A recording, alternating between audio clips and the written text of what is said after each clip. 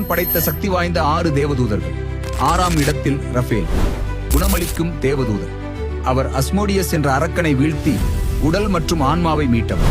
5ஆம் இடத்தில் சரியேல், மரணம் மற்றும் தெய்வீக நீதியின் தேவதூதர். மனிதர்கள் செய்யும் ஒவ்வொரு செயலையும் கண்காணித்து தேவனின் சித்தத்தை நிறைவேற்ற பல வடிவங்களில் தோன்றுபவர். 4ஆம் இடத்தில் உரியேல், அவரது பெயர் இறைவனின் நெருப்பு எனப் பொருள். உலகத்தை அழிக்க வந்த பெருவெள்ளத்தை குறித்து நோவாவுக்கு எச்சரித்ததும் மனித குலத்தை காப்பாற்ற வழிகாட்டியதும் இவரே. 3ஆம் இடத்தில் கபிரியேல், அவரது செய்தியே மனித வரலாற்றை மாற்றியது. மரியாளுக்கு கிறிஸ்துவின் பிறப்பை அறிவித்தவர் இவரே. 2ஆம் இடத்தில் மேட்டாற்றான், தேவதூதர்களில் மிகவும் மர்மமானவர். மறைநூல்களின்படி அவர் முன்பு ஏனோக்கு என்ற தீர்க்கதரிசி, பின்னர் வானுலக எழுத்தராகவும் விண்ணுலக படைகளின் தலைவராகவும் உயர்த்தப்பட்டார். முதலிடம் மைக்கேல் அதிபதி தூதர், விண்ணுலக போர் வீரர். அவர் தேவனின் படைகளை வழிநடத்தி சாத்தானை சொர்க்கத்திலிருந்து துரத்தினார். இறுதிப் போரிலும் தீமையின் மீது வெற்றி பெறப்போகும் தேர்ந்த போர் வீரர் அவரே.